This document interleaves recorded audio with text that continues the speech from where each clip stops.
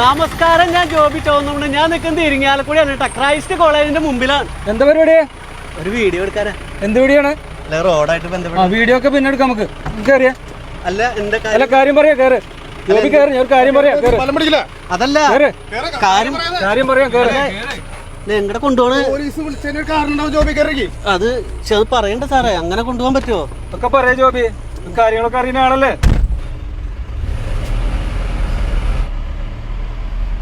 ഞാനൊന്ന് ഫോൺ ചെയ്തോട്ടെ സാറേ. ഫോണൊക്കെ പിന്നെ ചെയ്യാം ജോബി. ഫോൺ വിളിച്ചു വെച്ചാ അല്ല ഫോൺ. ജോബി എത്ര കാലമായി ഈ വീഡിയോകളൊക്കെ ചെയ്യുന്നത്? കുറച്ചാളായി. ഈ സൈബർ കുറ്റകൃത്യങ്ങളെ കുറിച്ച് അറിഞ്ഞുകൊണ്ടാണോ ഈ വീഡിയോ ചെയ്യുന്നത്? കുറച്ചൊക്കെ അറിയാം. നമ്മുടെ സമൂഹത്തില് നിങ്ങൾക്ക് കുറെ ഉത്തരവാദിത്തങ്ങളുണ്ട്, ഈ ബ്ലോഗർമാർക്കും ഈ യൂട്യൂബർമാർക്കും ഒക്കെ. ഞാനത് ശ്രദ്ധിച്ചിട്ട് ചെയ്യാറ്.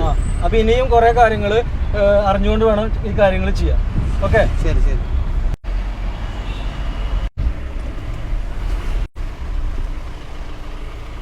ജോബി വായോ.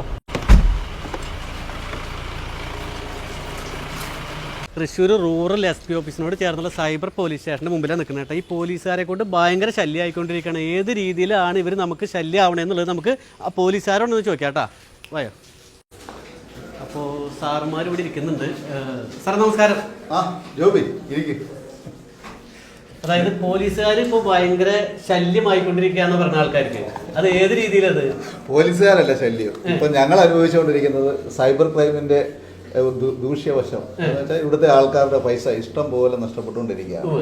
നമ്മുടെ ഈ ജില്ലയിൽ തന്നെ കഴിഞ്ഞ ഒരു 6 മാസം കൊണ്ട് ഒരു 17 കോടി രൂപയോളം പോയിട്ടുണ്ട്. അന്നേരം അതൊരു ഇൻഫോർമേറ്റീവായിട്ടൊരു വീഡിയോ ജോബി ചെയ്യാൻ വേണ്ടിയാണ് നിങ്ങളെ വിളിച്ചു വരുത്തിയത്. ഇവിടെ എത്തിച്ചല്ലേ? ഓക്കെ, സന്തോഷം. അപ്പൊ എന്നെ പോലീസ് പിടിച്ചോന്നല്ല, വളരെ പ്രധാനപ്പെട്ടതായിട്ടുള്ളൊരു കാര്യം ജനങ്ങളെ അറിയിക്കുന്നതിന് വേണ്ടിയിട്ട് ഞാൻ അങ്ങനെ പോലീസ് സ്റ്റേഷനിലേക്ക് എത്തിയേക്കാണ്. ഒരു പക്ഷേ നിങ്ങളും ഇങ്ങനെ പോലീസ് സ്റ്റേഷനിലേക്ക് ഒരു കാരണവശാലും വരാതിരിക്കാൻ വേണ്ടിയിട്ടാണ് ഇങ്ങനെ ഒരു വീഡിയോ. അപ്പോൾ ഒരുപാട് ആൾക്കാർ എന്നെ തന്നെ വിളിച്ചിട്ട് ചോദിക്കാറുണ്ട്, ജോബി എൻ്റെ പൈസ നഷ്ടപ്പെട്ടു, ഇന്ന പോലെ ഒരു ലിങ്ക് വന്നതാണ്, അവ ഓപ്പൺ ചെയ്തു, അങ്ങനെ ഒരുപാട് പ്രശ്നങ്ങൾ. അപ്പോൾ തീർച്ചയായിട്ടും നിങ്ങളുടെ പൈസ ഏതെങ്കിലും രീതിയിൽ നഷ്ടപ്പെട്ടിട്ടുള്ളവരുണ്ടെങ്കിൽ തീർച്ചയായിട്ടും ഒരു വീഡിയോ കാണും. സാർ, ഏത് രീതിയിലാണ് ജനങ്ങൾ ഇപ്പോൾ പെട്ടോണ്ടിരിക്കുന്നത്? ജോബി, ഇപ്പോൾ ഏറ്റവും കൂടുതൽ നടന്നു വരുന്ന 2 തരം സൈബർ തട്ടിപ്പുകളെ കുറിച്ചാണ് പറയാൻ പോകുന്നത്. ഒന്നാമത്തെ തട്ടിപ്പ് എന്ന് പറയുന്നത് പോലീസ് യൂണിഫോമിൽ നമുക്കൊരു വീഡിയോ കോൾ വരികയാണ്. നാർക്കോട്ടിക് കൺട്രോൾ ബ്യൂറോ അല്ലെങ്കിൽ ഇന്റലിജൻസ് ഏജൻസികൾ, അതേപോലെ CBI പോലുള്ള അന്വേഷണ ഏജൻസികളിൽ നിന്നാണ് വിളിക്കുന്നത്. നിങ്ങളുടെ വിലാസത്തിൽ ആരോ ഒരാൾ മയക്കുമരുന്ന് അയച്ചിട്ടുണ്ട്, അതിമാരകമായിട്ടുള്ള മയക്കുമരുന്നാണ് ഇത്, ഞങ്ങൾ പാഴ്സൽ അയച്ചത് ഞങ്ങൾ പരിശോധിച്ചപ്പോൾ നിങ്ങളുടെ പേരും വിലാസവുമാണ് കണ്ടത്, അതുകൊണ്ട് നിങ്ങൾ ഇതിന് ഉത്തരവാദികളാണ്, നിങ്ങളെ ഉടനെ അറസ്റ്റ് ചെയ്യാൻ പോവുകയാണ്, നിങ്ങൾ അറസ്റ്റ് ചെയ്ത് ജയിലിൽ അടയ്ക്കുമെന്ന് പറഞ്ഞ് ഇവർ അന്വേഷണ ഏജൻസി ആണെന്ന് പറഞ്ഞു, പോലീസ് ആണെന്ന് തന്നെ പറഞ്ഞിട്ട് വീഡിയോ കോൾ.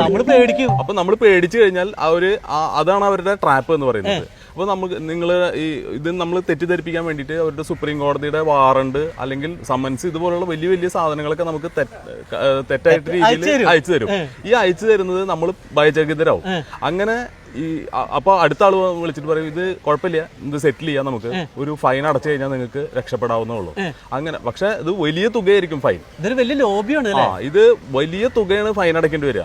പക്ഷെ നമ്മൾ അറസ്റ്റ് ചെയ്യുന്നതിനേക്കാൾ നല്ലത് ഇത് ഫൈൻ അടച്ചിട്ട് രക്ഷപ്പെടുകയല്ലേ എന്ന് വിചാരിച്ചിട്ട് ഈ ഇരകള് വിക്ടിം പണം കൊടുക്കാനായിട്ട് നിർബന്ധിതരാവും. അങ്ങനെ ഒരുപാട് പൈസ ഇപ്പൊ പോകുന്നുണ്ട്. ഇപ്പൊ സൈബർ കുറ്റവാളികളുടെ ഏറ്റവും ലേറ്റസ്റ്റ് തട്ടിപ്പുകളിൽ ഒന്നാണ് ഇതാണ്. നിങ്ങൾ ഈ വിവരം പുറത്ത് ആരോടെങ്കിലും പറയുകയോ അല്ലെങ്കിൽ നിങ്ങൾ പുറത്തേക്ക് ഇറങ്ങുകയോ ചെയ്താൽ നിങ്ങളെ തീർച്ചയായിട്ടും അറസ്റ്റ് ചെയ്യും, നേരിട്ട് വന്ന് അറസ്റ്റ് ചെയ്യും. അതുവരേക്കും നിങ്ങൾ ഇപ്പോൾ വിർച്വൽ അറസ്റ്റിലാണ് എന്നാണ് കുറ്റവാളി സൈബർ തട്ടിപ്പുകാരൻ നമ്മളെ പേടിപ്പിക്കുന്നത്. ഇതൊക്കെ കണ്ടിട്ട് നമ്മൾ കേട്ട് നമ്മൾ ആരായാലും പേടിച്ചു പോകും.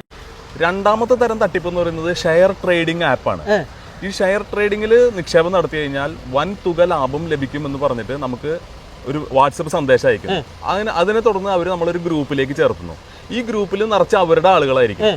അവര് ചെറിയ തുക നിക്ഷേപിച്ചിട്ട് വലിയ തുക തിരിച്ചു കിട്ടിയതായിട്ട് ആ ഗ്രൂപ്പിലെ മെമ്പർമാരൊക്കെ പരസ്പരം പറഞ്ഞ് പ്രചരിപ്പിക്കും. ഇതിൽ വീണ് പോകുന്ന നമ്മുടെ വിക്ടിം അതിൽ പണം നിക്ഷേപിക്കുകയും ഇരട്ടി തുക ലഭിച്ചതായിട്ട് അവരുടെ ആപ്പിൽ കാണിക്കുകയും ചെയ്യും. അത് അവര് തന്നെ ഉണ്ടാക്കിയിട്ടുള്ള ഒരു കൃത്രിമ ആപ്പാണ്. അത് വിശ്വസിച്ചിട്ട് നമ്മുടെ ആളുകള് വീണ്ടും പണം നിക്ഷേപിക്കുകയും അത് ഇരട്ടിയിലധികം തുക കിട്ടിയതായിട്ട് ആപ്പിൽ തെളിഞ്ഞു കാണുകയും ചെയ്യും. അപ്പൊ നമ്മളൊക്കെ അതിൽ സന്തോഷിക്കും, വീണ്ടും നിക്ഷേപിക്കും. പക്ഷെ അത് പിൻവലിക്കാൻ കഴിയില്ല. പിൻവലിക്കണമെങ്കിൽ അവർ പറയും വീണ്ടും ടാക്സ് അടയ്ക്കണം, അല്ലെങ്കിൽ വലിയ തുക ടാർഗറ്റ് ഏതെങ്കിലും തുക തന്നാലേ ഇത് വീണ്ടും നിക്ഷേപിച്ചാലേ അത് പണം പിൻവലിക്കാൻ കഴിയുള്ളൂ. വീണ്ടും നമ്മൾ പെടുത്തിക്കൊണ്ടിരിക്കും. അങ്ങനെ കോടിക്കണക്കിന് രൂപയാണ് ഈ അടുത്ത കാലത്ത് പലരുടെയും നഷ്ടപ്പെട്ടത്. എവിടെ? നമ്മുടെ തൃശ്ശൂർ പോയിട്ടുണ്ട്. അതെ, തൃശ്ശൂർ ഏറ്റവും ലേറ്റസ്റ്റ് ആയിട്ട് 1,10,00,000 രൂപ വരെ പോയ ഒരു കേസുണ്ട്, ഒരു സിംഗിൾ ഒരു പേഴ്സന്റെ കയ്യിൽ. നമ്മൾ എത്രയൊക്കെ പോയാലും പഠിക്കണില്ല എന്നുള്ളതാണ് അല്ലേ? അല്ല, പഠിക്കാനായിട്ട് സൈബർ തട്ടിപ്പുകാർ അനുദിനം അവരുടെ ടെക്നിക്കുകൾ മാറ്റിക്കൊണ്ടിരിക്കും.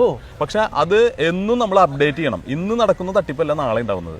അതിനു വേണ്ടിയിട്ട് സോഷ്യൽ മീഡിയയിലൂടെയും അതുപോലെ തന്നെ വർത്തമാന പത്രങ്ങളിലൂടെയും ടെലിവിഷനിലൂടെയും കേരള പോലീസിന്റെ തന്നെ സോഷ്യൽ മീഡിയയിലൂടെ ജനങ്ങൾക്ക് വേണ്ടിയിട്ട് എന്നും പ്രചാരണം നടത്തുന്നുണ്ട്. നമ്മൾ ഓരോ ദിവസം പത്രമാധ്യമങ്ങളിൽ കൂടെ കണ്ടുകൊണ്ടിരിക്കുന്നത് തട്ടിപ്പിന്റെ വാർത്തകളാണ്. സാധാരണക്കാരായിട്ടുള്ള ആൾക്കാർ മുതൽ ഉയർന്ന വിദ്യാഭ്യാസമുള്ള ആൾക്കാർക്ക് വരെയാണ് പൈസ പോയിക്കൊണ്ടിരിക്കുന്നത്. അപ്പൊ ഇങ്ങനെ പോയി കഴിഞ്ഞു കഴിഞ്ഞാൽ എന്താ ചെയ്യണ്ടേ? കേരളത്തിലെ എല്ലാ ജില്ലകളിലും സൈബർ ക്രൈം പോലീസ് സ്റ്റേഷൻ ഉണ്ട്. കൂടാതെ കേരളത്തിലെ ഏത് പോലീസ് സ്റ്റേഷനിലേക്കും നിങ്ങൾക്ക് വിളിച്ച് ചോദിക്കാം, ഇങ്ങനൊരു ലിങ്ക് വന്നിട്ടുണ്ട്, അല്ലെങ്കിൽ ഇങ്ങനൊരു വീഡിയോ കോൾ വന്നിട്ടുണ്ട്, ഞങ്ങൾ എന്ത് ചെയ്യണം എന്ന് ധൈര്യമായിട്ട് എല്ലാവർക്കും വിളിക്കാം. 24 മണിക്കൂറും വിളിക്കാം. അത് വിളിച്ചു കഴിഞ്ഞാൽ അതിനുള്ള ഉത്തരം പോലീസ് നൽകും.